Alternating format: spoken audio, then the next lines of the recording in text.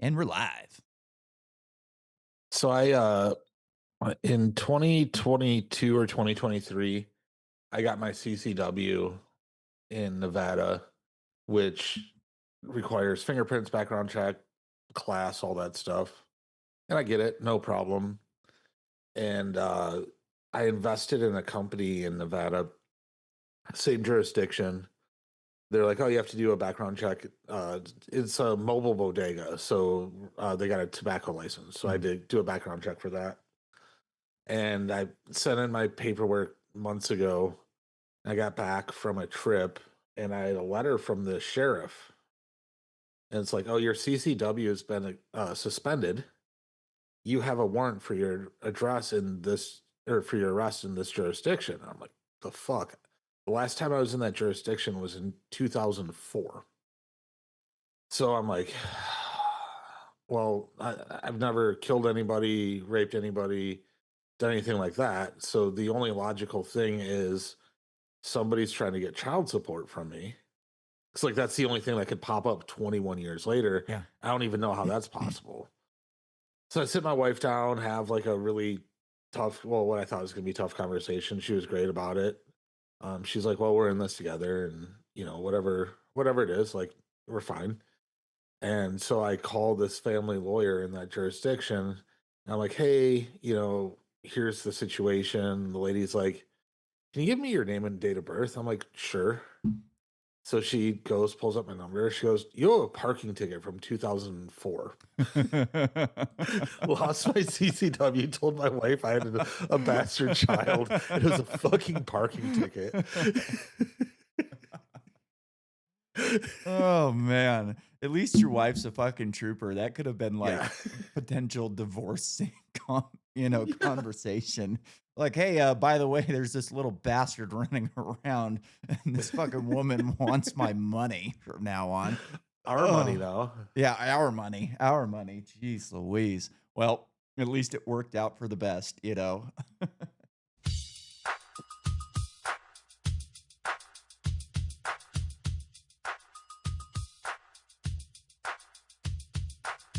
Listen up, I'm about to get dope.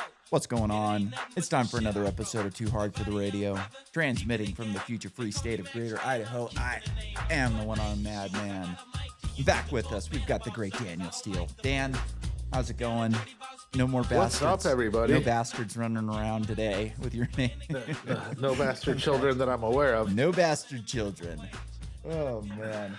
I was telling you before the podcast, I now that I am no longer at risk of like getting in trouble from talking about this on the podcast, I quit smoking weed like 2 months ago, probably. Yeah.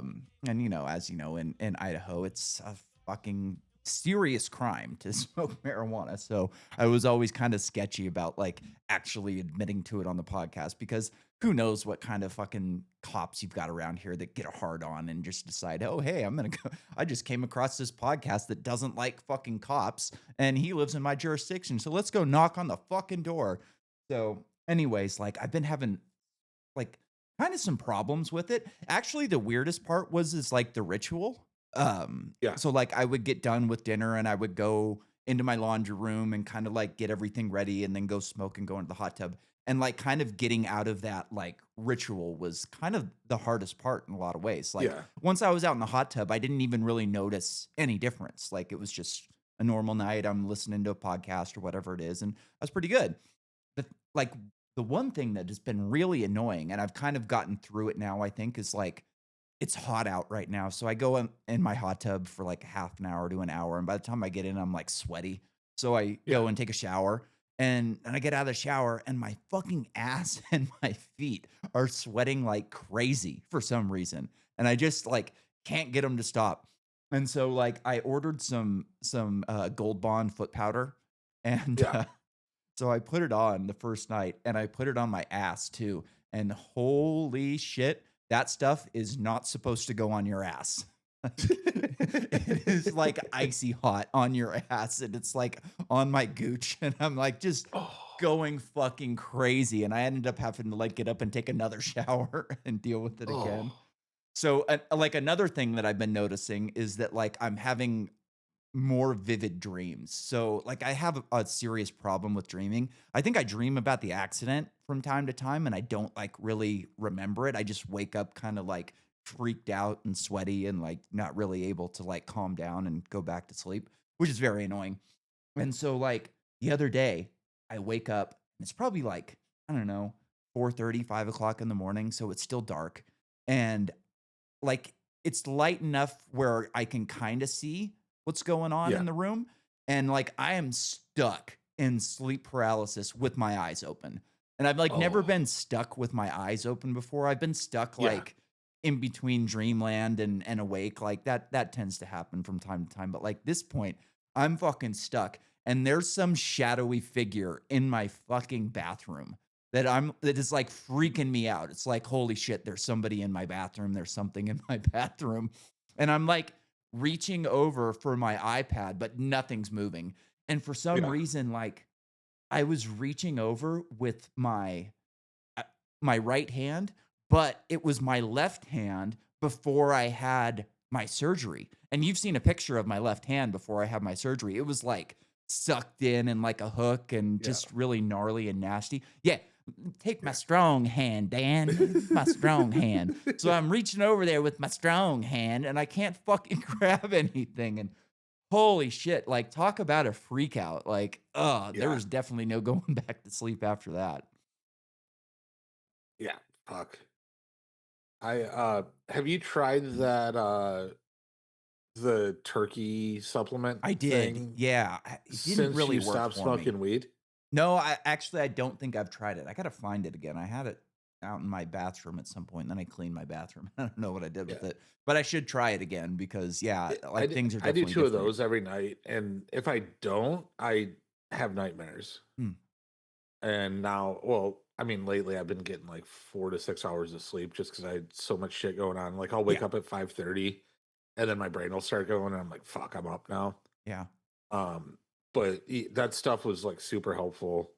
Um, yeah, the sleep paralysis is the worst. I haven't had it in quite a while. Now that we're talking about it, I'll probably get it. Yeah, you know what's like, weird about my dreams is when I dream, I have 2 hands, Yeah. which is fucking wild. Like, I don't Have you know. ever seen anybody of any other ethnicity in your dreams? I don't know. Well, I mean, yeah, I have dreams about my ex-wife from time to time, and she's fucking Oh, that half makes Persian, sense. so that would make sense, but I don't know. Uh, That's a good like a question. full on Yeah, different like, colored person. well, there Uh, was a black shadowy figure in my bathroom, yeah. but I don't think it was a black person. I think it was more of a demon than anything else, Sure. which, yeah, well, apples and Uh, oranges, right? apples and oranges. Then another thing, months, maybe a year or so ago, I saw, somebody post like, have you ever used your cell phone in your dreams? And up Mm, until that point I hadn't. But over the last year or so, I've had my cell phone in my dream, but it never fucking works. huh, interesting. I had a lot of dreams, and still I have them from time to time, like, using dreams where I'm, like, doing drugs, but Yeah. typically I'm not actually doing the drugs. It's more like I find an Oxycontin 80 at like a party or when I'm around people and I'm like pocketing it and like trying to find a place to go and do it, but I never actually do it, which is kind of Yeah. fucking weird. But it does make sense. Like, it's strange because like I still take Oxycontin every day, or it's oxycodone, it's just Percocet, but, like, it doesn't affect me in the same way anymore. Like, I Yeah, don't. because you've built a tolerance. That's why Yeah. people have to do fentanyl. Yeah, exactly. Yeah. So while we're talking about, shadowy figures and dark dreams, it was a sad day for metal this weekend. I had to wear my Black Sabbath shirt. Ozzy Osbourne did his last performance, which is a total bummer. Like, I had heard that he had stopped touring, but I had also heard that he was gonna possibly do a residency in Southern California or something like that. Okay. So I was kinda thinking like, "All right, like, if that happens, I'm gonna have to, like, buy a ticket and fly down there." Because Ozzy's my favorite artist. I think he's probably, you know, like just one of the most influential artists. Like the guy, like Black Sabbath invented heavy metal. Like every Yeah, heavy metal band that you listen to today is all based off yeah. Black Sabbath. Without them, none of it happens, you know. Did And you watch his reality show? not really. I've seen it Good. like a couple episodes of it. I've heard it's pretty good. I just was Yeah. never into TV in that way. What was always surprising is like he'd talk, he'd be like, Yeah, and then he'd sing and he'd hit the fucking notes perfectly, dude. which didn't make any sense. And he sounded like an American when he sang, but like obviously not when he talked. I went to this festival called Voodoo Fest. I think it was October 2015 in New Orleans. I went there with my ex-girlfriend and two lesbian friends. Nice. Um, Jane's Addiction was the Ooh, co-headliner, I've seen and then them. Ozzy was the headliner. And there's obviously electronic shows and shit. It was just like a New Orleans festival, which it doesn't happen anymore. It's a really tough festival to go to because you go to the festival, then you do New Orleans, and then you got to be up at like 1 or 2 for the festival again. Yeah. And ran a little thin with that one. But Saturday it rains, and this festival's like we'll be open no matter what. And like we had VIP tickets, the VIP area, they just had like sheets of plywood out so that people could try to get through it. Yeah. It was fucking gnarly. So C Jane's Addiction. One thing I was surprised at how few songs I knew. I thought I would know more songs. And then Dave Navarro and Flea stay on with Ozzy. It's a fucking thunderstorm, and they're just playing songs. And in the middle of Crazy Train, the three girls that I was with were like, "This is boring. Let's go." And I was like, "All right, whatever." So then wake up the next morning. Festival gets canceled, even though it's not supposed to. And there was a football game, and I'm not a football fan, but I like going to live sporting Yeah. events. And I'm like, "Fuck it, let's go to the Saints game." And everybody's like, no. So I just go to a bar. They're like hungover, sleeping. And the total score of the game was like 128. And New Orleans won with a buzzer beater fucking field goal. Wow. And I'm like, fucking two of the most epic things to happen in that decade as far Yeah. as like experiential goes. And they ruined both of them for me. Wow. Uh, Yeah, so like I luckily enough like I got to go see Black Sabbath once, and that's why I got the shirt. I bought it at the show. And like me and my ex-wife had went to Maui the week before the concert, and I had bought the tickets before we had bought like the vacation. So mhm. the concert was the day after we got back from vacation, which is a rough day always. Like Yeah. time change is a bitch, and just like all the Yeah. That's like a traveling 4 and hour time change or yeah, something, and right? like you're in Yeah. sun for a week and a half, so like you're just kind of fucking wiped. And like my Yeah. ex-wife didn't want to go, and like surprisingly, like when I got together with her, she was not like a metal fan at all. She was into Yeah. women's music and shit like that. And Ozzy's my favorite, so I played a lot of Ozzy Osbourne. And by the time we're like going to see the concert, she's fully into Ozzy Osbourne, like just dug him. And Yeah. she didn't want to go to the concert because we're tired and everything. I'm like, no, like we have to go. That like this was their reunion tour. They hadn't toured with Black Sabbath in like fucking 40 years or something like that. And it's like, this is a once in a lifetime opportunity. We have to go to this. There's just no way we can skip it. And so we went, and Yeah. it was just fucking awesome. Like, same thing that you said. He would talk in between songs, and you're like, I can't understand a word this guy is saying. And then as soon as he Yeah. starts singing, it's like fucking perfect, And Yeah. it's so freaking cool. Like, there was people there from, it was all different ages, all different races, people in their 60s and 70s, people in their 20s and 30s. And like there were people like crying when they came on because they were so like just like blessed to be there. They were massive Black Sabbath fans, and they'd been waiting Yeah. 40 years to see them tour. And like I didn't have that same reaction to it because I'm younger, and it just I hadn't gone through the beginning like the same way that other people had. So it was super cool. It was in Shoreline Amphitheater, so it's like a grass field and everybody's just fucking hanging out, and just a great show. Like a Yeah. once in a lifetime opportunity. So unfortunately, like I never got to go see him perform his solo music, which was I wanted to do that. I wanted to be able to say that I saw Sabbath and his solo music, but Yeah. it is what it is. The guy's fucking in his 70s, I think, and he's got Parkinson's disease. He couldn't Yeah. even Did you see how stand they for the rolled him out concert. on the stage? I didn't. I haven't watched the whole thing yet. I've only seen clips of like I this is everybody. I'm kind of the only like clip that I've I'm seen. kind of like hesitant to watch it because Yeah, it's don't meet your heroes, bro. It's sad. It's yeah. actually sad. I saw him So that sitting down in a throne and it's like fuck, that sucks. well, the throne is a wheelchair, Mm. and he like comes up out of the floor, but they didn't automate it in any way. So there's a guy in the shot that I saw was like an overhead shot, and all you can see is like him come up, and he can like barely hold his hand up. He's waving to people, and this guy has to like pull him backwards in his wheelchair, and he's trying not to be seen so that it doesn't ruin like the Hollywood effects for the crowd. Yeah. I went to there's this really cool venue in New Orleans called Tipitina's, and touring musicians would go and play there for way less money than like they'd sell out stadiums, but Oh, then they'd cool. play Tipitinas because it's just that cool of a it's like a musician's venue to Kind of play like the in. Fillmore in San Francisco. Yeah, yep. So I went and I saw Parliament there, and George Clinton was the head lead singer of Parliament, but he was so goddamn old that he just sat in a chair and he went like this the whole time. Oh wow. And then he didn't even sing, and then, like, obviously, people much younger were singing and dancing, and Yeah. yeah, that was, You know, it was like, I'm glad I did it, but it was like, that was sad to see, and I obviously like Parliament. It's fun, listen to them every 5 years, just throw on some funkadelic music or whatever, but I couldn't imagine that being an artist that I really loved, yeah. and then seeing them in that state. I saw like I've watched a couple of the covers. Like they had a bunch of bands there doing covers of Sabbath and Ozzy songs. And dude, surprisingly, I think the best cover was Mr. Crowley by and it was Zach Black and a couple kids. Like it was Okay, some of like I think it was some of Black Sabbath's children or something like that. They were like 13 or okay, 14.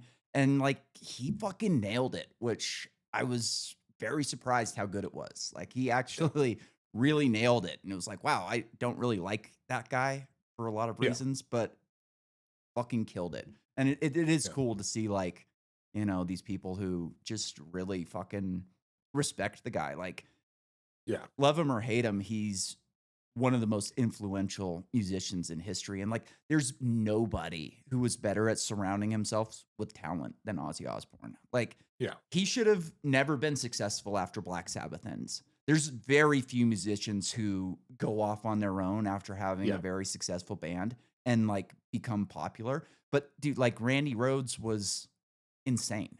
Like, yeah, you know, I've read before that like he would go when they would have a concert in just some random city, he would go and sign up for like a music lesson by some local musician that just teaches music under a fake name.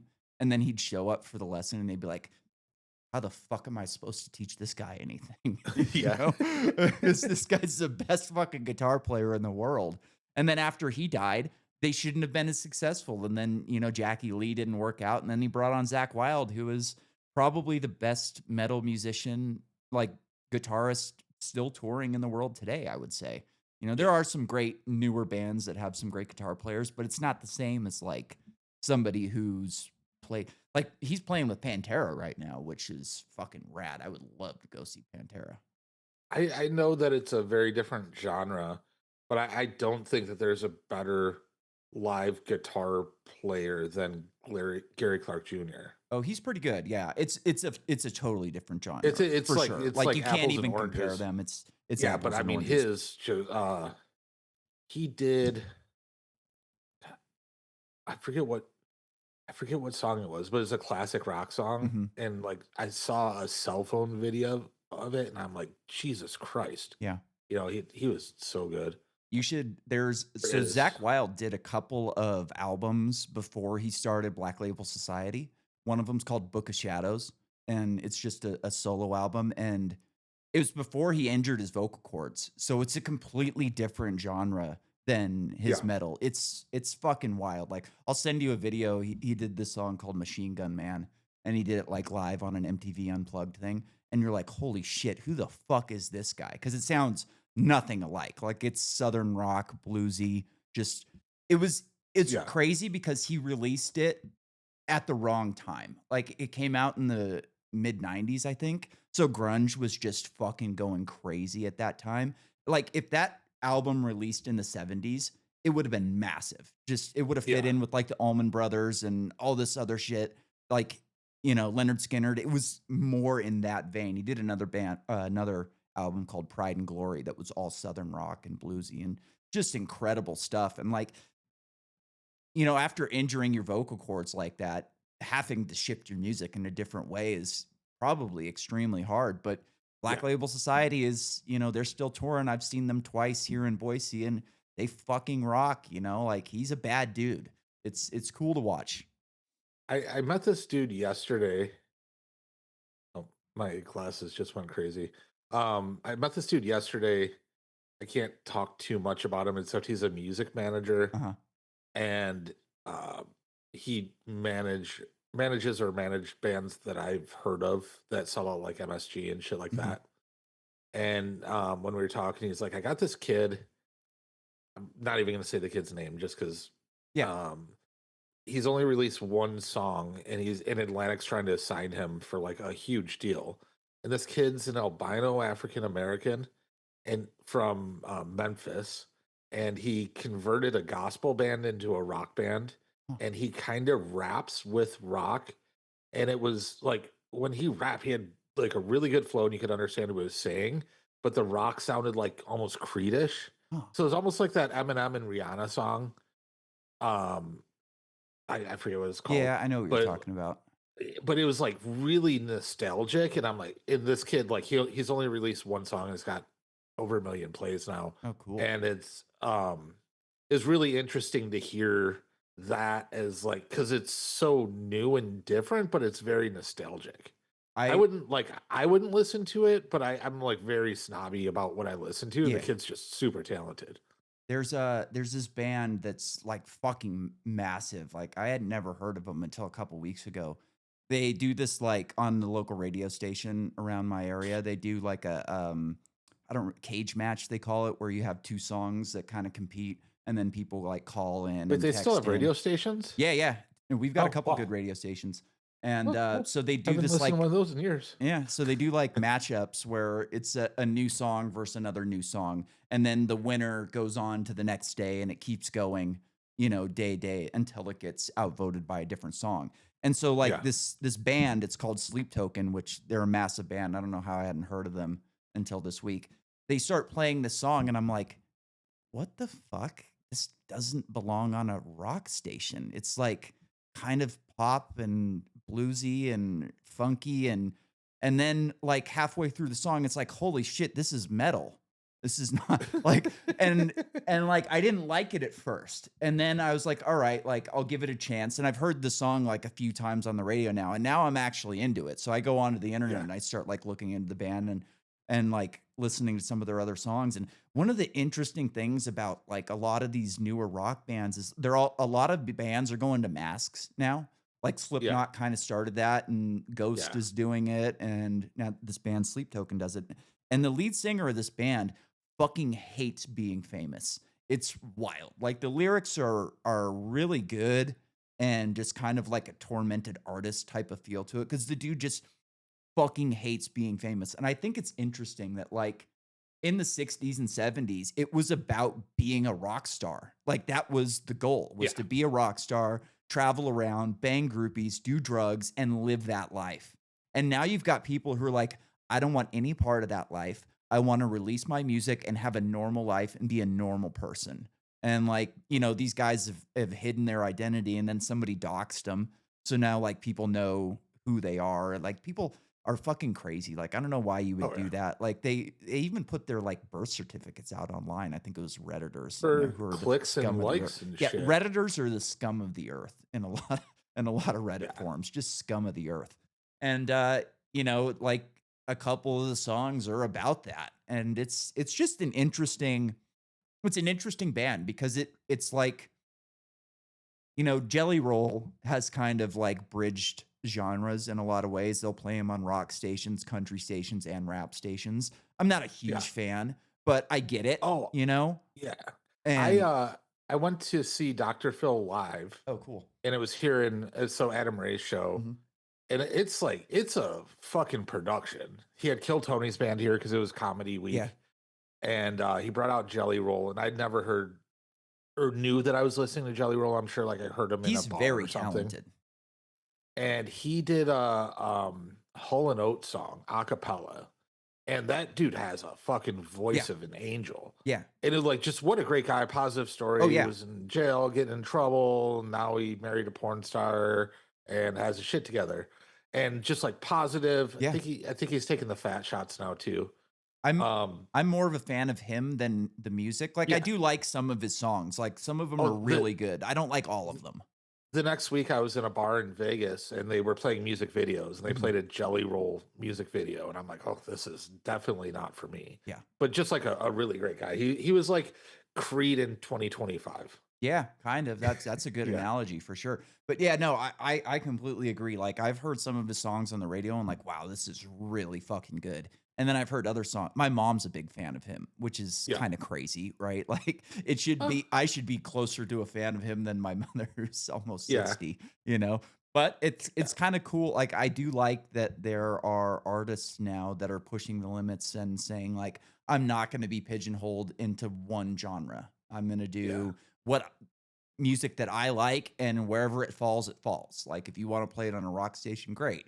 You wanna play it on country station, great. Like, the more, you know, publicity and the more ears on and eyes on the music, the better for me, you know? So I Yeah. think that's cool. I'm not sure if you would like Sleep Token, but you should give them a listen just I because it's listened to a it a little bit. I yeah. didn't like it at all. Yeah, I mean, I they're didn't know if you talented. would or not. Yeah, they're talented. For Like sure. I can like hear great production and all Yeah. that.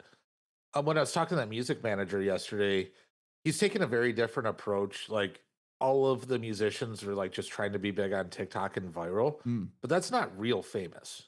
And there's a big difference between real famous and like social media famous. I guess like the best known influencer in the world is Jake Paul, and he's not like mm, even really famous. He just beats up old people on TV. yeah. And he started off as real famous as a Disney kid. But my wife managed this person years ago, and they had 12 million followers on TikTok. They were on one of the idol type shows. Mhm. Got 1 to 5 million views per video. Very specific niche. So we got my buddy to set up a online store for her, and he put like 40, $50,000 into getting everything right, buying all the inventory, all that. With 12 million followers, like how can you go wrong? She sold 12 shirts, Yeah. and a lot of things have changed in social media. But back when like I started doing influential and even silly bands, it used to be a chronological feed, so every post just showed up in your feed. And then after the 2016 election, everything changed to programmatic because the platforms were pissed that Trump got elected, so they wanted to control and curate what you see. And that took influencers from being able to post organic content and connect with their fans to having to optimize for the algorithm. Mm, So, if the girl that had 12 million followers, she would only get on a 2 million view video, she'd only get like 300, 400,000 views from her followers, and the rest would be from the algorithm. oh, So interesting. they're optimizing for attention and they don't drive any purchase intent. It's So not an translating to ticket sales either, is it? artist with a 3,000 person SoundCloud can sell out, a 300 person venue, no problem. But a TikToker with 12 million followers can't sell more than 12 t-shirts. So Interesting. like a lot of those social media numbers are vanity. And what this guy's doing is he's making his artists go back to the basics of making them become real famous. And he's found a really nice sweet spot in there because everybody's just like trying to sell, because like what you're trying to do is increase the price of a performance on tour. So they're trying to sell, SoundCloud plays, TikTok views, shit like that. And he just went back to basics, and his fucking artists are crushing it. He took one kid from getting like $800 a show up to 50,000 a show in a year. So it's I interesting to think about how going back to the old, and as AI gets stronger and stronger, like you won't be able to tell what's fake, yeah. but you will be able to tell what's authentic. That's why I listen to radio in my car. Like, I have an older Camry. I don't have it has a CD player, but it doesn't have like a way to plug a phone into it. And like, I enjoy listening to the radio station because it still has a DJ, and like, you hear about events that are happening around you. Like, I forget to go onto the internet and see, like, I'll go onto bands in town from time to time and like see who's playing and if there's anybody that I want to listen to. But for the most part, like that radio station will tell you when concerts are going to happen and who's playing. And I think those do translate to sales because I go to them and like we've got a stadium like Boise, football stadium with the blue field. Like we have that, but Yeah. there's very rarely bands that play there. Metallica played there when I first moved here. I didn't go to it. I should have. I've never seen Metallica live before. How I many have to do seats is that. that? I have no idea. Probably 50, 60,000, something like 1,000? that. Yeah, It's a big stadium. fucking hard to sell that many seats. Yeah, for sure. And we also have like an amphitheater near my house. It's probably like 5 to 10,000. It's hard for me to estimate like how big a crowd is. Like crowds are just tough to estimate.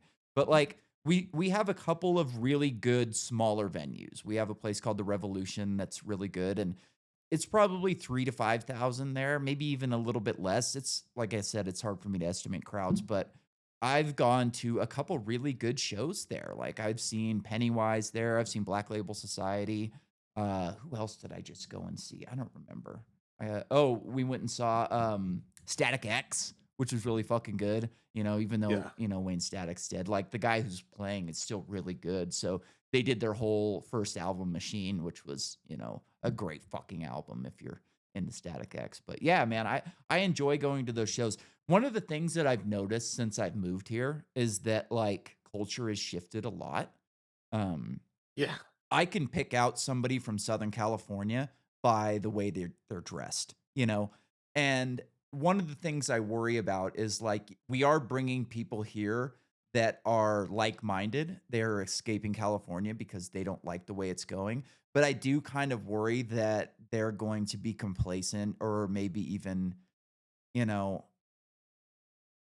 antithetical to the politics around here. Dude, politics around here are fucked. Like I was reading this article the other day.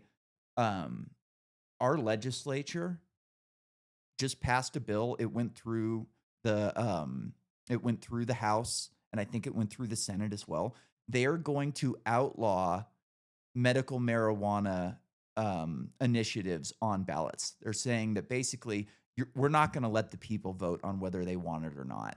And we've had like surveys that have showed that like 75% of people want medical and 48% of people want full legalization. And the legislators would go, you know what? No, we'll decide, not you, which is just fucking criminal.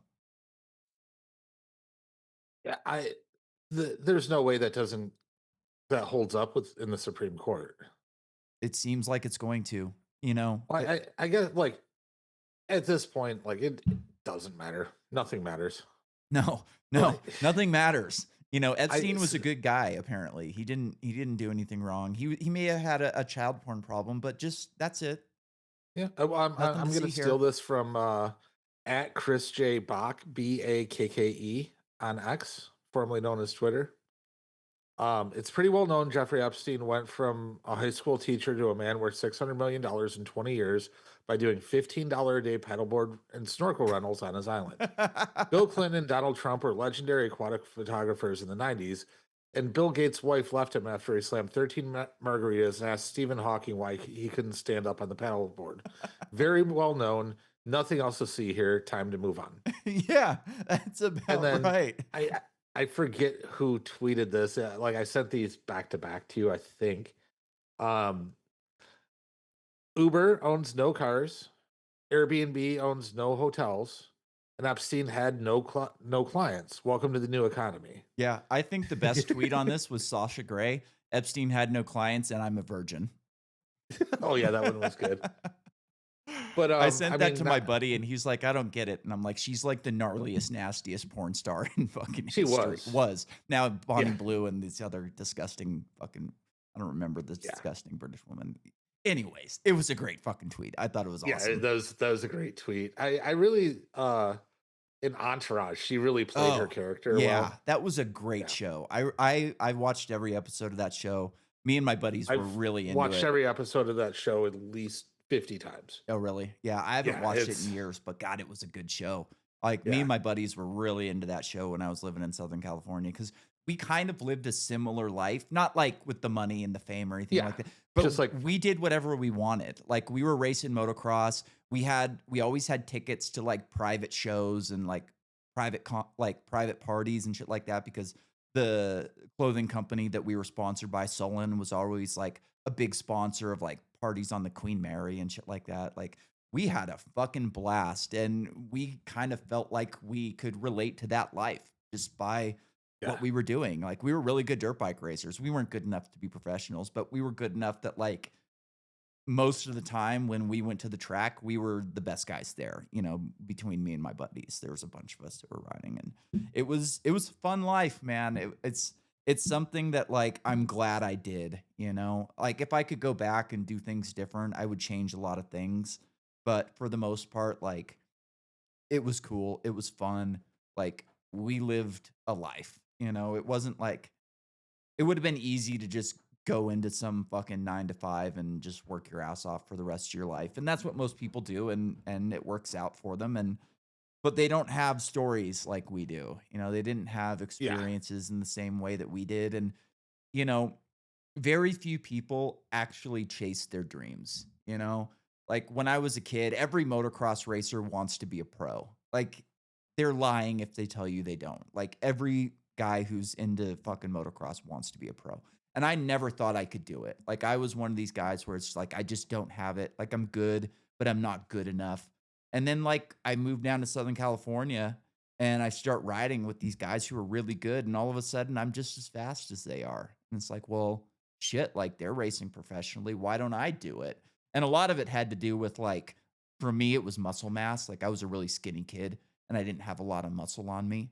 And when I was like 18, 19, I started lifting more to get chicks than to like race motocross. Like I was kind of over motocross at the time. I'd had a couple bad injuries and like had no plans on continuing to race. Like I brought my bikes with me and I rode from time to time, but like didn't really hammer it hard. But like once I got some muscle on me, it was like, holy shit, like I'm a lot better than I used to be. And then I bought a new bike and I put a bunch of money into it. I put a pro circuit engine and a pro circuit suspension, and that means nothing to you, but it's like one of the best companies in motocross. Like the guy running it's a fucking genius. And the first time I rode this bike, it was like, holy shit, this is what I've been missing. Like I had always thought just wasn't that good, but I was missing the bike and I was missing the muscle mass. And once I got both of those, it was like, holy shit, like I can actually be competitive on this thing. Like you go from like there's like D class, C class, B class, and A class. And I got my butt kicked in C class like my entire amateur career. Just got my ass handed to me for the most part. Like I was a top 10 guy in one of the fastest series in the country. Like our amateur series was fucking brutally fast. And like I signed up for one B class race on my new bike and I Mhm. won by like 20 seconds and was like, well, I'm not going to do B class. Like I'm 22 years old. I'm Did you not gonna. compete as a woman? Oh, mate, not at the time, but now you probably fucking could. We've actually had women 20 qualify. seconds is a lot, right? Yeah. Oh, it's Yeah. fucking huge. It's massive It's on a like dirt bike. it's like the men that competed as women in Yeah, swimming. it's that big of a gap. Absolutely, it Wow. is. And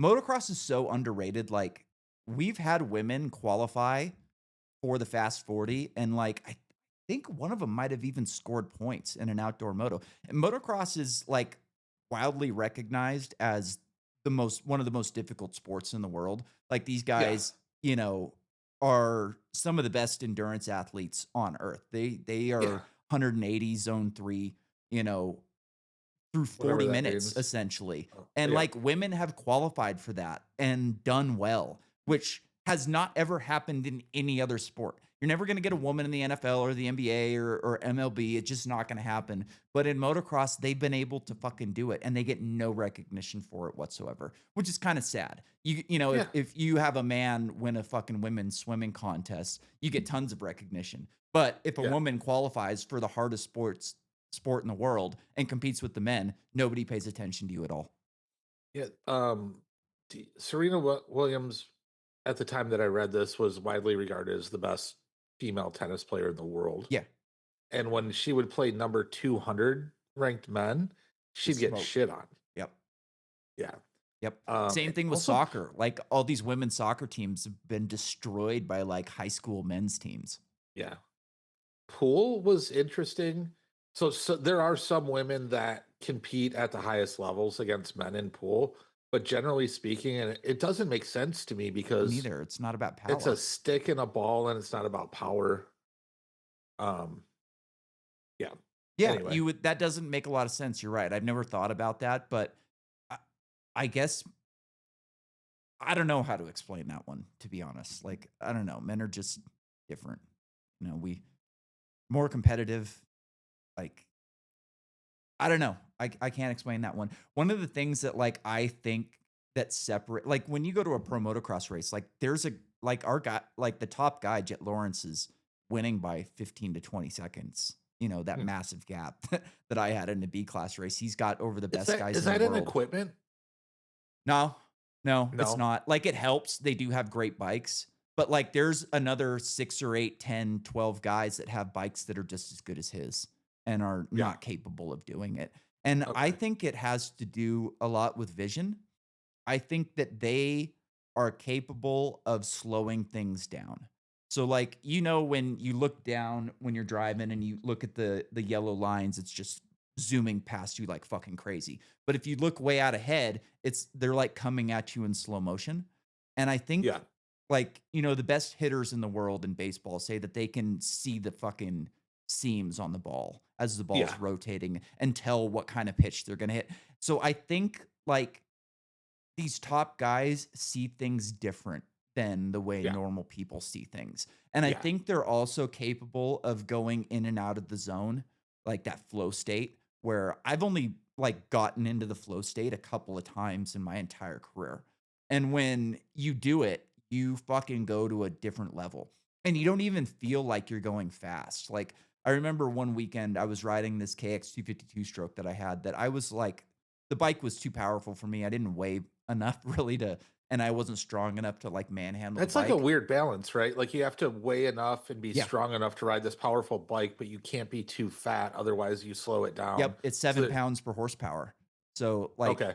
Oh, it that's the really, equation. yeah, Yeah. 7 pounds per horsepower. So like I had a hard time on this bike. And one weekend I had my suspension guy at the track and he kind of was able to look at me and just go, okay, I'm going to click here and click there. And all of a sudden I can ride this bike and it feels good and I feel connected to the track.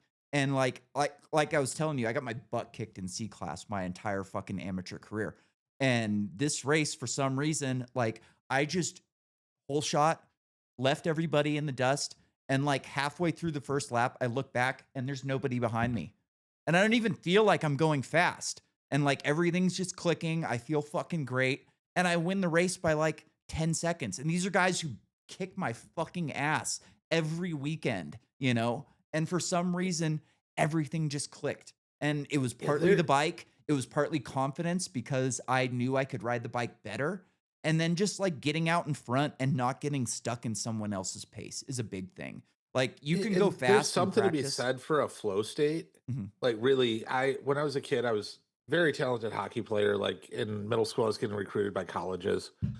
And I remember like a game, I didn't understand it as a flow state. Like my dad like pushed me in hockey, made me take figure skating lessons when nobody else did. So Yeah. like the other kids would show up to practice and I'd be on the ice with the figure skaters and they'd fucking tease me for it. And I remember this game, I scored 9 goals, which is a lot Yeah. in hockey, like a lot, Yeah. especially for kids. And it was like one goal, I was in the corner and I was gonna center the puck to the guy in front, and I saw the goalie's stick kind of angled. I'm like, oh, I can just shoot this off his stick right now and it'll go in. And I did. Just like everything, every shot that I took, I could see going in the net before. And I took that and I ran with it. So I would play defense because I'm only 6 foot now, but I was a really big kid for my Yeah. age back then.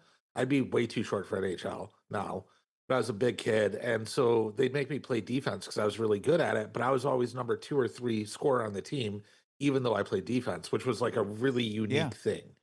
And it was one game. I remember the goals, like just like I couldn't fucking miss, but I was thinking about where it was going before I did it. and I was like looking at the person in front of me or trying to defend me. I'm like, oh, they're going to do this, so I'm going to go the other way, and everything just clicked. Yeah. And I've never really thought about tapping into that because I do get in natural flow states and I do things. There's some things I do very, very well. There's some things I do very poorly, Mhm. but some things I do very well. And I never like put some thought into it. And whenever you said flow state, that really clicked with me because my wife enjoys um flow arts. Mhm. So juggling, poi, spinning fire, like not she does it at home for nobody else, just for her, and it like gets her into a really good mental space. And I wonder like I want to put some thought into like where I hit flow states in Excel Mhm. and try to figure out how I can bring that into other parts of my life, I guess. Yeah, I Huh, think the that's something best interesting to think about. Yeah, I think the best athletes in the world are capable of going in and out to it almost at will. Where, like, Mhm. for someone like me, you push as hard as you can to get into that space. And sometimes you probably push too hard to get into it and Yeah. don't let just things kind of happen. I kind of relate it to like being on mushrooms. Like on mushrooms, you get like time dilation a lot of the times where like if you're having a bad trip, you're like every second seems to drag on forever, but then by the time it's over, you're like, "Holy shit, that just passed by like 10 minutes," you know? And, Yeah. like, it's the same thing when you're on the bike or when you're on the ice, like, you feel like time is slowing down, and every move that you make is kind of so easy and just, like, quick and dragged out, but then by the time the game is over or the race is over, you're like, "Holy shit, I feel like I was only out there for 5 seconds." You And mean like we're almost 50 minutes into this and I feel like we just hopped on? yeah, exactly, and I Yeah. was gonna say that, like, I get into that every once in a while in podcasting where everything just flows perfectly. Like, I did an interview last week. The last episode that we did came out on Sunday, and I had, a sci-fi writer on, and he's a doctor. He does, like, non-invasive surgeries through, like, radiology, and, like, Okay. if you would have told me when I was a kid that, like, a doctor who is that smart would be, like, interested to talk to me, I'd be like, "Why?" You know what I mean? Like, I don't have anything to say that's interesting to a person like that. Like, they're so much smarter than me and capable. But now, like, when you get on the podcast and you're on a topic that both of you are into, time just flies. And you look down and Yeah. you're like, holy shit, it's fucking over already. You know, and like at the end of it, I was getting ready to hop on with another podcast. We could have gone for another hour, you know? Yeah. And it's the Yep. same thing. I have this guy Hermes on, and we usually do an hour and a half to 2 hours when he comes on because when like me and him could do our own podcast and just talk for Yeah. 2 hours every week because we're into a lot of the same shit. Like me and you are into the same shit, but it's not as broad. Like you're Right. not into sci-fi existential shit as much as I am, where like I love talking about aliens and fucking black holes and all kinds of weird shit like that that you're not into. So it's a Yeah. different podcast that me and you do compared to when I do with them. And I enjoy that. I like being able to do different things. And it happens with me and you almost every week now to where Yeah. we don't really have a plan on what we're going to talk about when we come on anymore. I don't really I feel gather like notes or when we had videos. those notes and It doesn't videos and shit, it was less organic. it I want to was. go back to the imposter syndrome. Sure. So I was this is when I was gallivanting around Europe for 3 years. I was working with this dude, really like accomplished person in business. And he's like, I want you to come to this lunch at this bank. I'm like, okay. And I was in Romania, so I flew back for it. And this bank was the oldest bank in the world. The they changed the names of the streets around it, but it kept its address on that street. So like I got dropped off maybe half a mile away from it because I got dropped off near the address where it was supposed to be. Mm. At the time, it was still the queen. The queen still sent somebody in a horse and carriage to pick up cash every day to pay her servants, Wow. and they had an armory that was well enough so that they could sustain themselves in the cases of civil unrest because there had been that over the years. And we're in this room. This table seats about 30, and they have like butlers serving us, and I'm sitting kind of like second or third in from the end on the left side of the room, and I'm talking, and everybody in that room was a billionaire except me and the servants.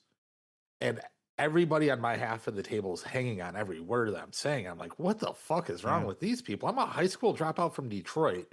We're in like one of the most exclusive things that you can do in Britain, and they're hanging on every word. And then I like when I went and downloaded and digested it, it's like 'cause I have interesting shit to say, Mhm. and it's different, you know. Yeah.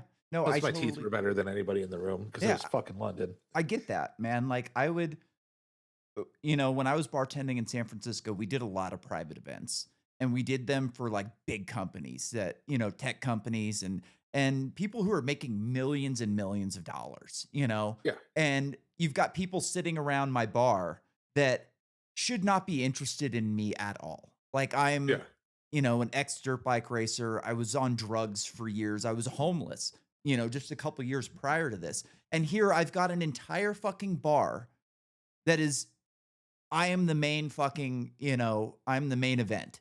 Like yeah. they're listening to me, they're watching me do my job. I was a really good bartender. I was really fast and like I would be able to do things that like other bartenders weren't capable of. I I would be like I would get into that flow state where every move that I made, like I was really big on economy of movement. I didn't make any unnecessary moves. Like I knew exactly where I needed to go and what I needed to do.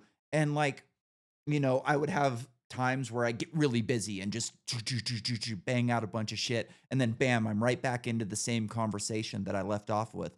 And people would tip me huge and be like, that was just enjoyable to watch. It And was it's great. fresh. Like they're Yes. stuck in this bubble of I'm a San Francisco tech Yep. person. I have to think this way and talk this way, otherwise I'll be ostracized. Yep.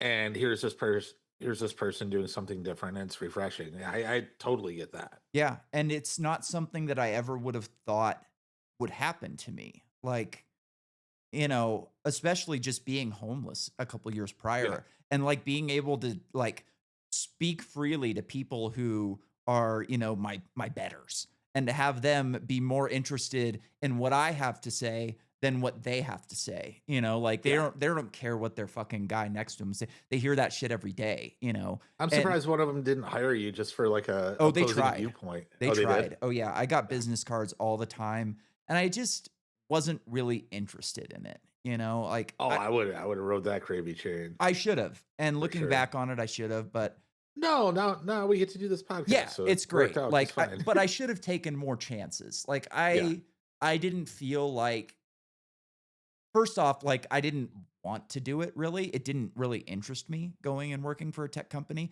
I had one yeah, guy who they were opening up a bar at, like, the Facebook,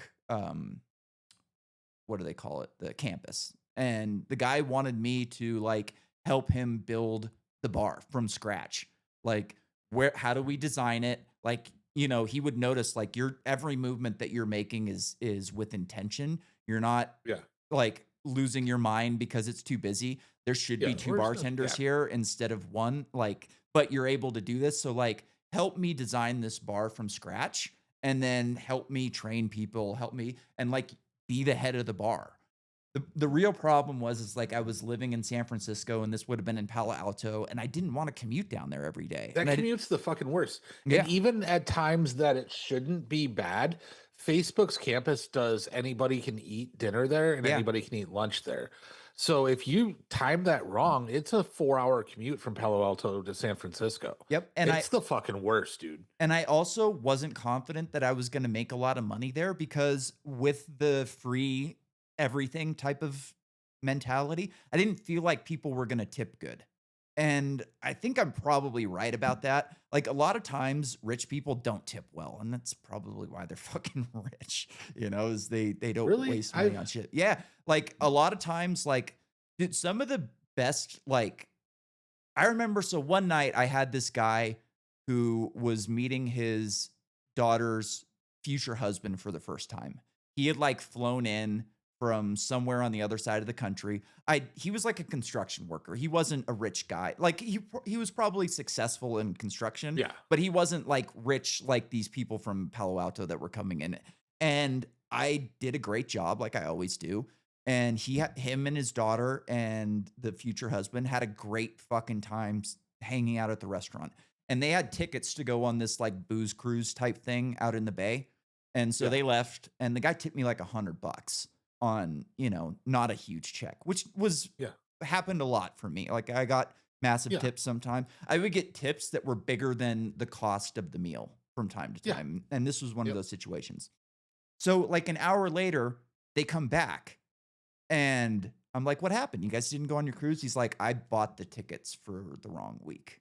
Like, I don't know how I didn't notice, but like they're for next week and they didn't have room on it. So we're just gonna have dinner because they came in for drinks before. And I Yeah. think I had made him like I made him a Mai Tai in a pineapple. So I like gutted the pineapple and made the Mai Tai in the pineapple. I did that every once in a while when I thought people were going to tip big on it. So like Yeah. I thought, right.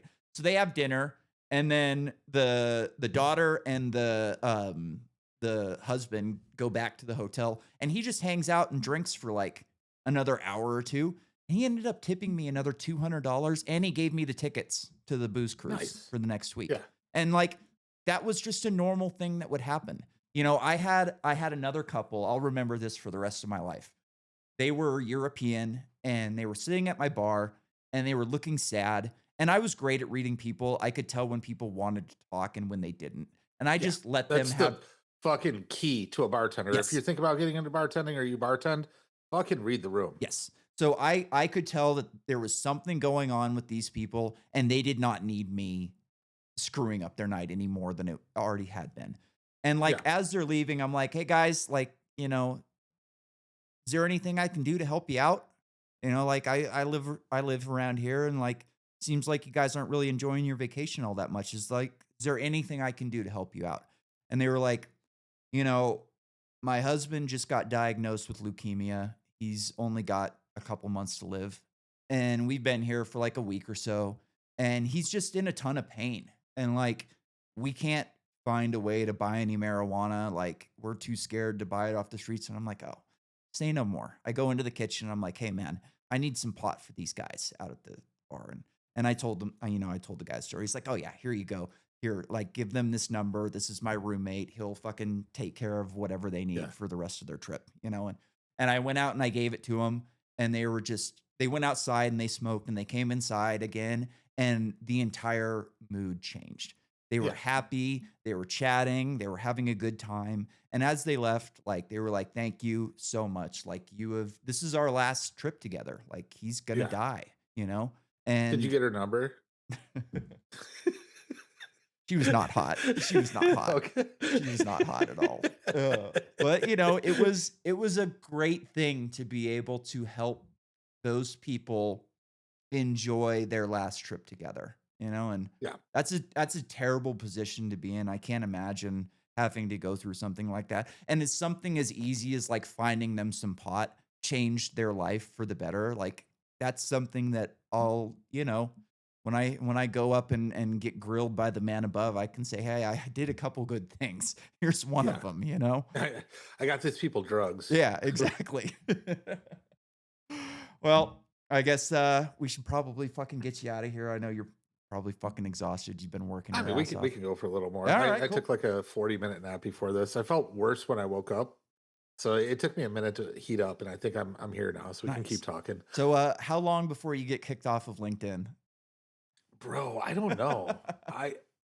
So I don't have I can't say the names of these companies. Just can't. But I think I have to reel in my LinkedIn because I was on the phone with not the CEO, but somebody very close to the CEO of a Fortune 10 company yesterday. And I showed him my platform and he's like, I really like this. I want to stay involved. And then he said, hey, do you know anybody at this bank in New York that's worth $70 billion in the market cap? He said, they keep asking my company to build something very similar to what you've built. I obviously can't refer you to them, but we've been turning them down for years because it's just like the $70 billion company. It's not that big of a deal.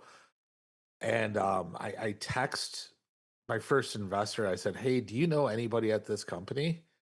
And he's like, yeah, I'm going to Ireland with the head of procurement with at the end of this month with them. You just want me to tell them I invest in your company and they should talk to you? I'm like, yeah. So that went yeah, this whole thing is becoming surreal. When I jokingly said I need to responsibly own a private jet when this is done. Not like the person who buys like the starter BMW and their Yeah. payments too much and they finance it for 10 years, but like own a private jet. And it seems like it's becoming like fucking attainable now. And it's just fucking wild. So it's a lot of work. There's not very many of us working on the project, attracting insane talent. Just it's going pretty crazy. But now when I wake up at like 5:30 or 6, even if I stay up till midnight, my mind just starts spinning. So I haven't been getting that much sleep. So yeah, sorry for being a little slow Yeah, it's all good. kicking off this, but I'm here now. Yeah, it's all good. Do you Oh, like? Do you? yes. Oh, so that's why I have to slow down on LinkedIn. Like I'm talking to a Fortune 10 executive and or top 10 on the Fortune list executive. And I'm like, okay, this edgy shit's funny for people worth like 10, $15 million, but like how is it really gonna play with billionaires? And it seems like um a risk that I shouldn't take because there's really not that much reward compared to the reward of doing that. Now that being said, I've toned it back a little bit. So I sent you the screenshots from this. Yeah, Some dude I thought that was some dude perfect. It wasn't super hard. You weren't going super hard. You were just really talking markets and capitalism. dis, dismantling him though, instead of Yeah, being like you're a fucking idiot, which is the what the most of my points allude to. So which I'll is what just I run try through it. and do on Twitter, and it doesn't work. You know, Yeah, you type too I much. do. Yeah, brevity. Yeah, So there's this dude I've that been trying posed. to go your direction a little bit more lately. I just have a hard I time haven't been on fucking. Twitter much, so I'll give you a report card when I Yeah, have time to go through there. So this dude posts like, we need to change the laws. One of my clients, I guess he's a lawyer. I can't believe somebody this dumb's a lawyer. One of my clients worked for a company for 12 years and they fired him and they only paid him 2 weeks. Or he said there should be a law about this. yeah. And I said there should be a law that says you have to understand basic economics to post on LinkedIn. And then he's like, well, blah blah blah, you're dumb. And then he's like, we're just a civilized society. We have OSHA, we have child labor Oh laws. shit. And I'm like, so you're telling me that this human being worked there for 12 years and didn't understand the company policy? Like, if you can't figure that out in 12 years, you probably deserve that. And he's like, yeah, but we're civilized and we have child labor laws. And I'm like, so like I get into a debate with him about informed consent and free markets. And while I don't believe in OSHA, while I do believe that working as a 12-year-old was very formative and helped me a lot, I took the I'm pro that side of it and I just dismantled the guy. His last message was like, there's still time for you to get educated. So my response to that was our education system has fallen from first in the late 1970s to about 19th now. And your understanding of business really reflects that. Yeah, dude, Yeah. like the shit that you're talking about on that thread, which I don't think I can. I don't think I can include the.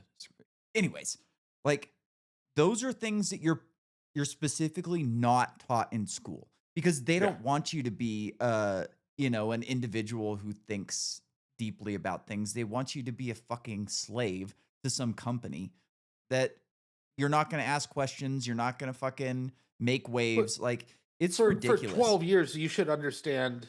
Well, first off, you're into entering into a voluntary interaction. Yeah.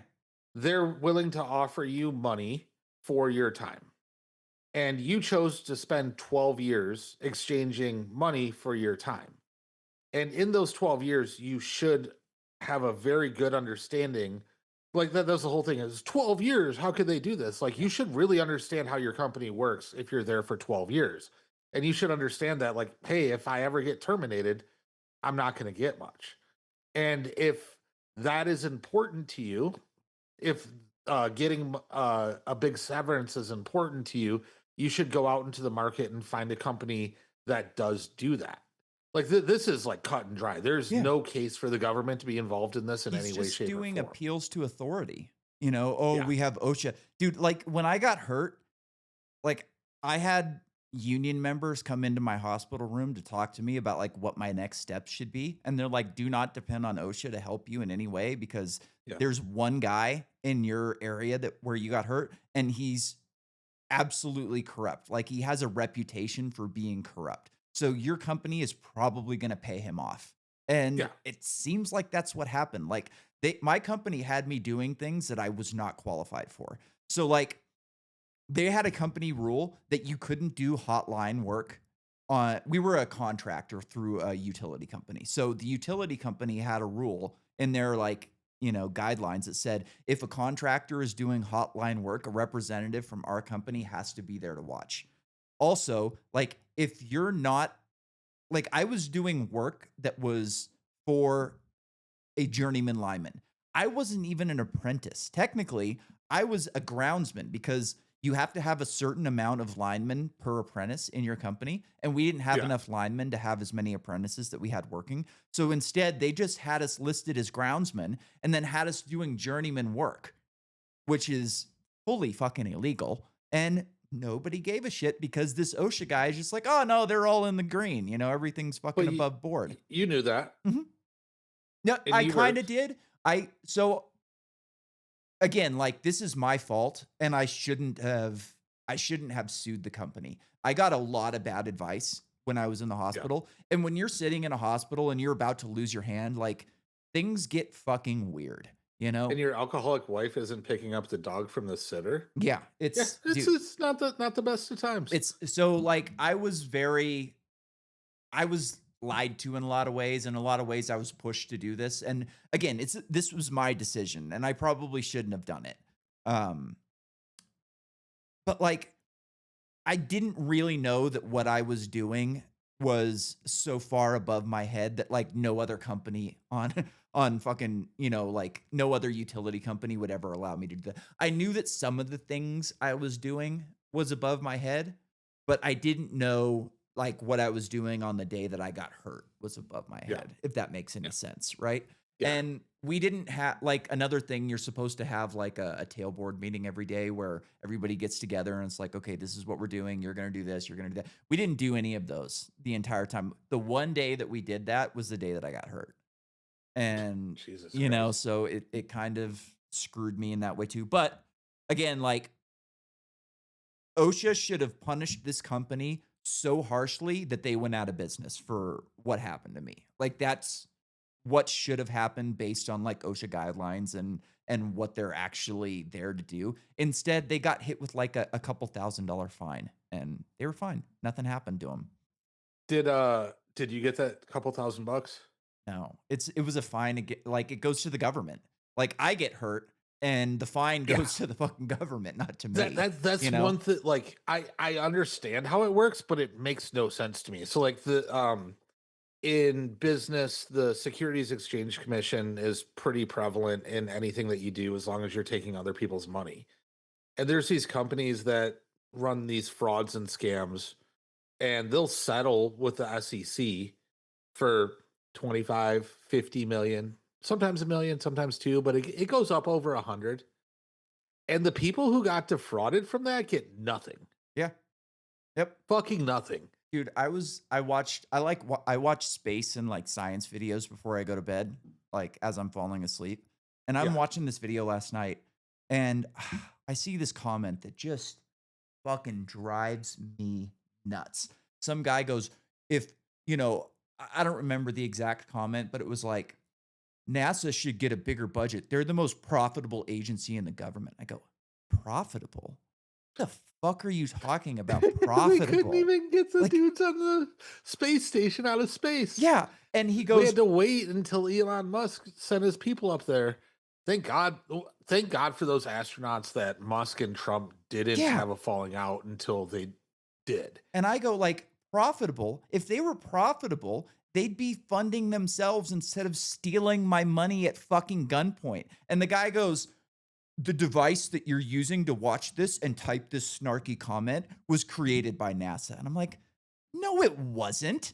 Like, maybe they got into touchscreens and, like, private companies were able to kind of use some of that technology, but, like, the profit goes to the company, and we get overcharged for a luxury device that, like, we already subsidized. Like, there is no profit here to be had, like, and it's the same thing as, like, the guy that you're arguing with on LinkedIn, just a complete misunderstanding of markets and, like, what profit actually even means. Like, Yeah. what are you talking about? A government agency is not profitable in any way unless they are funding their own projects, which NASA is not doing. And like, I don't So even believe that we went to the fucking moon, let alone that like they, and if we're talking like about government agencies creating technology, DARPA is clearly the top of the fucking heap on that. Like they've created a but aren't lot of they a private technologies. company that gets public funding? No, DARPA is like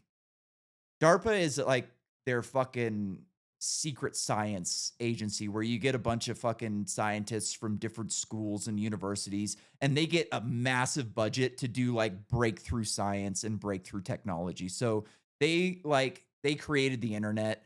They've No, Al created Gore did. yeah, you're right. Sorry. I misunderstood that. So I want I to, actually before I we get saw too a far. clip from George W. Bush today that made me laugh. He was like, Oh, he goes, if Al Gore was so smart and he created the internet, why does it start with W? all right. I have a George Bush clip that I want to come back to, but Sure. before we go too far off the rails, do you know the only profitable government agency? No. The U.S. Patent and Trademark Office. Oh, that makes sense. And the reason that they're profitable is they, you know how mechanics hours work? Uh-huh. So Flat like time. an engine Yep. takes this long in the book. Yep. So I worked in an auto shop when I was in high school. I was supposed to start working for them when I was 14, but child labor laws wouldn't allow me to do it. so you could have lost a hand. Yeah. Well, Um, so the USPTO basically has book hours for every task, and the people, the examiners, I think they call them, are required to do like whatever 2,000 book hours a year. Let's just say 40 hours a week for 50 weeks. And but they're able, like a mechanic, to get book hours done faster than the yep. actual book says. So the examiners are given the choice of either making double or triple their salary that year or just taking the rest of the year off. And those examiners will go through and they'll pump out so much volume and they're so efficient that the agency is actually profitable. Yeah, that Or makes it was sense. last time I looked into this 10 years ago. So on W Clips, did you see the one where he was talking about this person started uh like the superpower comes in and unjustly starts a war. It was completely unprovoked, I know and the one you're talking about. that's what happened in Iraq. I mean Ukraine. Yeah, I saw that one. You know, Dude, there's he's younger than Trump and Biden by years. oh, I didn't know He's been that. out of office. Here, I gotta tell you. So while you're looking for that, there's actually like right now, I just looked it up on ChatGPT, and I think this could even be a low number. There are over 5,000 hidden patents for national security purposes. So when Oh, they were you, gonna do that with AI if Harris got arrested yeah, or elected. yeah, arrested, yeah, right. All right, Like anybody's so gonna get arrested. um, Biden, November 20, 1942. Trump, June 14th, 1946. George W. Bush, who hasn't been in office since 2004, is it? Yeah. Oh no, he got voted in '04. Oh, 2008. So he Oh, you're hasn't been in right. office in 17 years. Yeah, so yeah, Obama went from 8 to Yeah. 16, Trump 16 to 20. He hasn't been in office for 17 years, and he is like 3 weeks younger than Trump. Really? I didn't know that. I figured he would have been older than that. Huh. Interesting. Yeah, that I saw that recently. I'm like, how the fuck is Gerontocracy. he younger than Trump? Fucking He's been gerontocracy, you know? I was like talking to my buddy the other day, and we were just talking about Trump and like these fucking dick riders and all this shit. And I was like, could you imagine if like you got a job for a company and a bunch of people who were like higher up in the company, maybe middle management, we could say, didn't like you. So they framed you for being a thief and stealing from the company. And then you got fired. And then you got rehired again 4 years later. And you just go back to work like nothing happened. Like, dude, I would be going to fucking war with the people that lied about me. You know, I, Yeah. I saw Well, a actually, he is. I don't know if you saw it. They're Brennan. They opened uh, an investigation into Brennan and not. I think Comey, and then the yeah. former director of the CIA. Like he's going after those people. Well, somebody asked him about it. I saw it on a clip today, and they were like, "Did something happen to them?" He's like, "I don't know. You know, maybe they should be looked at." And it was just like, if it was me, I'd be like, "Those fucking people lied and framed me for treason, and I am going to do everything in my power to make sure that they get the harshest punishment possible." Like, I But then don't he goes fucking and care. commits treason Yeah, true. twice in this one so far. Like in the worst kind. Like, okay, the people who covered up Biden's health should probably go to jail, Yep. but that's nothing like covering up the rape of children. You can bleep out that word if you need to for YouTube. Yeah. Like, there's nothing more horrendous in this world than the rape of children. And for whatever reason, he decided to cover that up. And he's doing it in the worst fucking possible way. Um, And dude, the yeah. cult members that just back him for anything, it's like Wait, you don't blame trust the Pam plan? Bondi. It's like, what? That's fucking crazy. Even This is like, why Gates didn't get in. yeah, for Yeah. sure. Like This is exactly he why would have Gates been didn't get cracking in. some fucking heads, you know? Like Yeah. it's exactly why he didn't get in, because he wouldn't allow shit like this. And like, it's crazy to me because like the whole fucking narrative around his first term from these like loyalist cult members is like, well, he was lied to and he put the wrong people in power. And now they're doing the same fucking thing with Pam Bondi. Yeah. It's like, well, he would love to go after them, but Pam Bondi is just blah, blah, blah, blah, blah, blah, blah. And it's like, dude, even if that were the case, which it's clearly not, like they're He sitting could next to fire each her. other. Yeah, fire her. It's not like she holds any fucking power. Or just release them yourself. I'm the president of the United States. I'm going to release these. So I guess one contrarian view, when I try to weigh this out in my head, I I'm pretty sure that it implicates like every major institution in our country, Yeah. and I'm prepared. But how many people are really prepared for every major institution in the country to lose faith? Yeah. Like it could likely cause societal collapse. Scott Adams had that same take. I was listening to him today where he's like, we already know what happened. And they're kind of just giving this like wink, wink, nothing happened. So like we already know, but it's like maybe we know. But like as far as history is concerned, like 500 years from now when people are living on other planets and, you know, like possibly this is just being hyperbolic. Like they're going to be reading, you know, history books about this period in time. And if this And stuff that's isn't fine. released, it And just well, gets no, swept they under the wouldn't rug. get to live on those. They wouldn't get to live on those planets if society just collapsed now. Yeah, that's possibly true. I So don't know, like, man. I It's just trust the plan, Trust the brother. plan. Stop No, thinking. no, That was I'm not justifying. I think that like, child rape and torture is the most horrendous thing that anybody can do, and people should end up in wood chippers. And I'm very like this is. I didn't vote on purpose because I knew that something like this could happen, and I don't have that on my conscience now. And the bullshit with Iran, like I knew that this could happen. I didn't want it on my conscience, so I didn't vote for either person mhm. because I didn't. I was hopeful though. Like I Trump's was under campaign the made me hopeful. I was under the impression that he was better than the alternative, and most of it was just along the lines of like, she was such a bad candidate. She was empty. She has no original thought in her head. Like, we can't set a precedent where somebody that is this fucking ridiculous can be put into office. But as far as like the day to day with the government and how things are going, I am not convinced that he's much better than the alternative at this point. Like, I am. in a lot of And ways, he's worse because he has people believing that we're actually turning things around. Like the cultural shift to me is the biggest deal about it. Like I like that people with common sense, rednecks, like, normal people kind of came together and said, we cannot allow this to continue.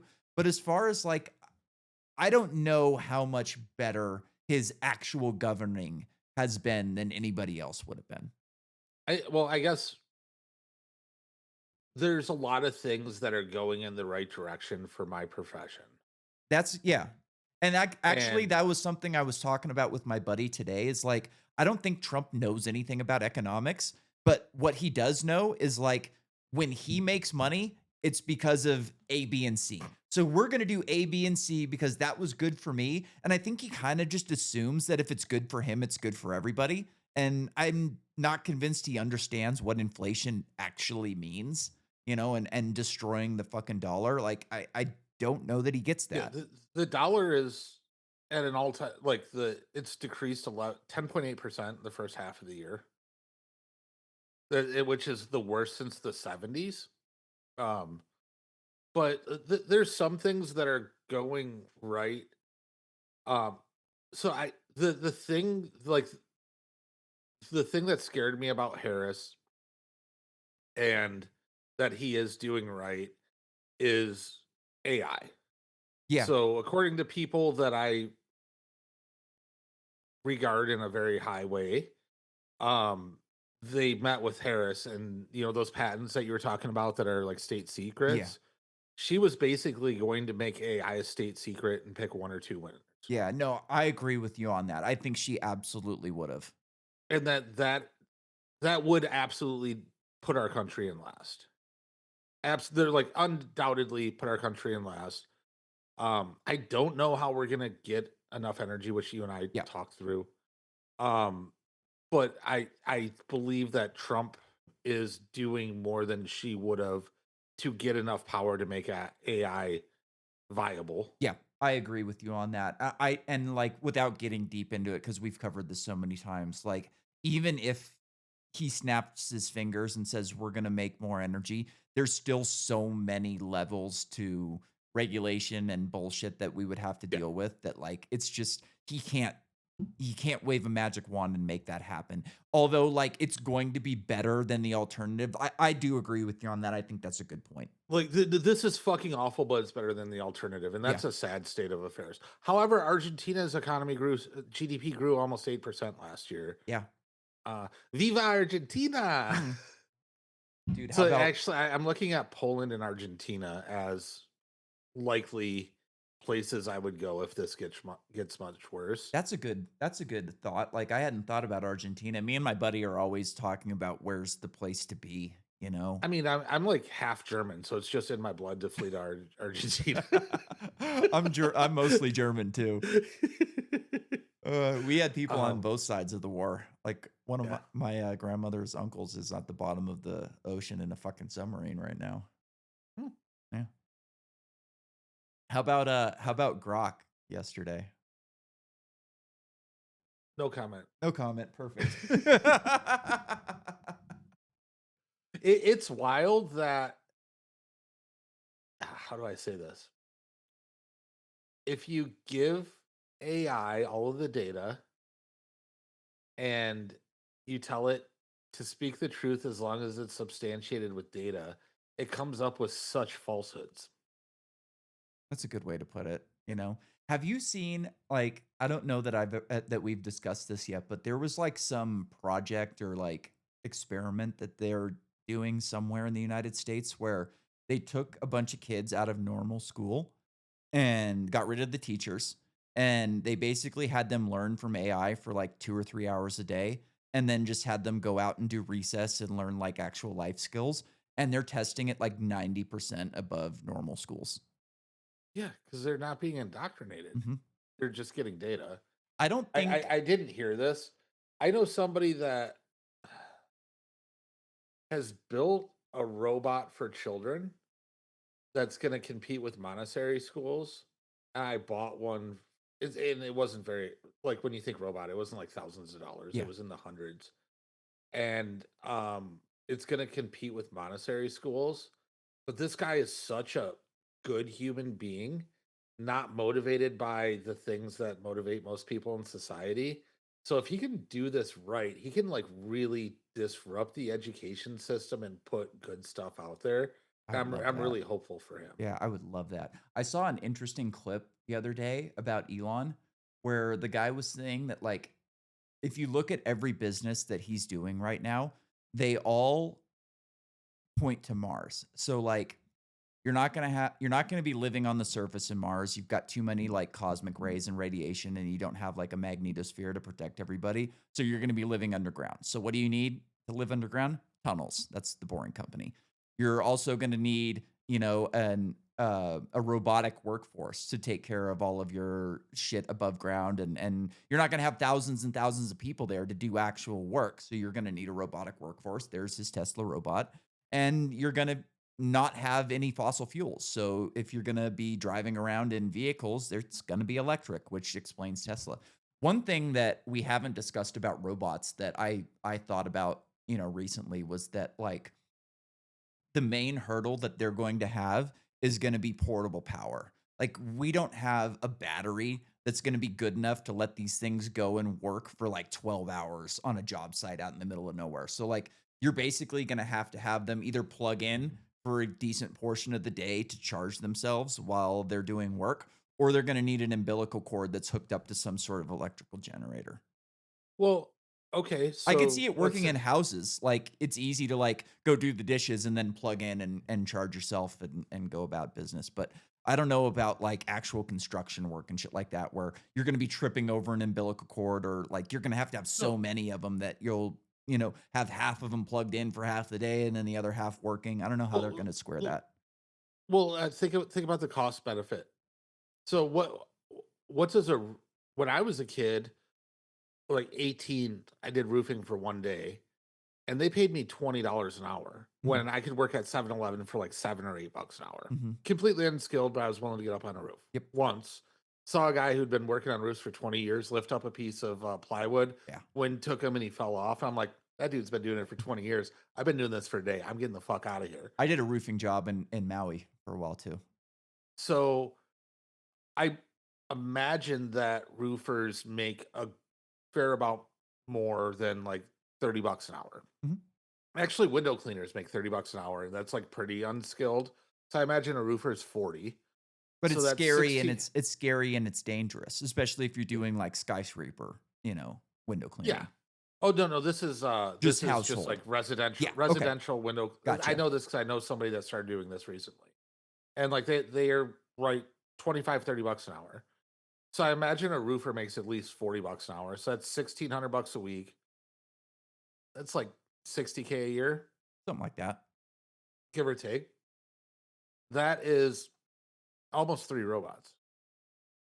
Yeah. So if you're only able to work the robot for 8 hours a day, you can pay for 3 robots in a year, supplementing one person. I don't think you're gonna be able to make them work for 8 hours a day, though, is kind of the Well, my if thought on no, it. because you have three that you can rotate in and Yeah, out. They don't yeah, have to work continuously, yeah, that's a good and you point. might get some overlap.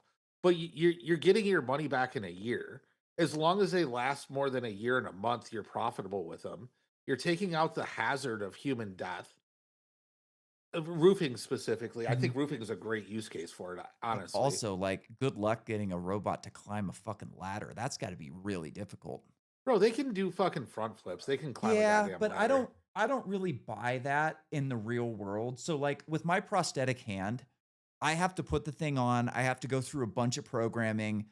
It has machine learning, so it builds layer upon layer, and the more you Yeah, use but it, the better it gets. that's And, really like, old technology. I can We're that's true. talking about uh we're talking about the most advanced spatial technology in the world that's improving. Like that Exponentially. hand was probably made like designed originally 10 years ago, let's say. That that's called technical debt. So Actually, like what I I just got a brand new computer system for it that's state of the art. okay, but the core unit has now new software in it. Imagine designing the core unit with the latest technology from the ground up. Yeah, I mean, DARPA did it a I was long time ago where they were able to get, like, the full 21 degrees of freedom out of a hand.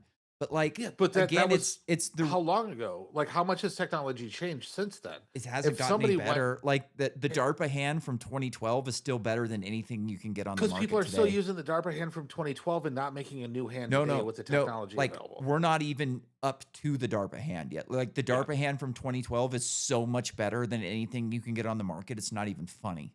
Right, but the research and development to do that now, back then probably was like a 5 to 10 year R&D cycle. It was If you huge. did it, if you did it now, you could make it in a year. I think so. It was like $120 million to build the hand, and JPL, not JPL, John Hopkins, Space Lab built it, and they said that it Mhm. was as complicated as any spacecraft they've ever built. But now, I'm telling you that the technology now is just Yeah, so different. no, I'm I seeing get it what you're on every saying. level. I get what you're Actually, saying. My point so was just that, like, I can get it to do cool things on a video. Like, I can get it to grab things and do things. But then when I take it off and put it back on again, I have to go you have to through all that reprogram. stuff. So I'm not convinced that these videos are an accurate representation of what they can actually do in the real world. We'll see. Well, We're going to see very quick. those things that you don't have to reprogram. I have to get going soon. Yeah, yeah, you're good. Whenever. I'm gonna so I this dude, I don't know how I connected with him on LinkedIn, but he's a bigger troll than me. Nice. So I messaged him and I'm like, dude, I don't even know how the fuck we're connected, but it's cool because he throws these alley oops to me and I'm just Mhm. able, like, he'll go in with a little bit and I'm able to go hard.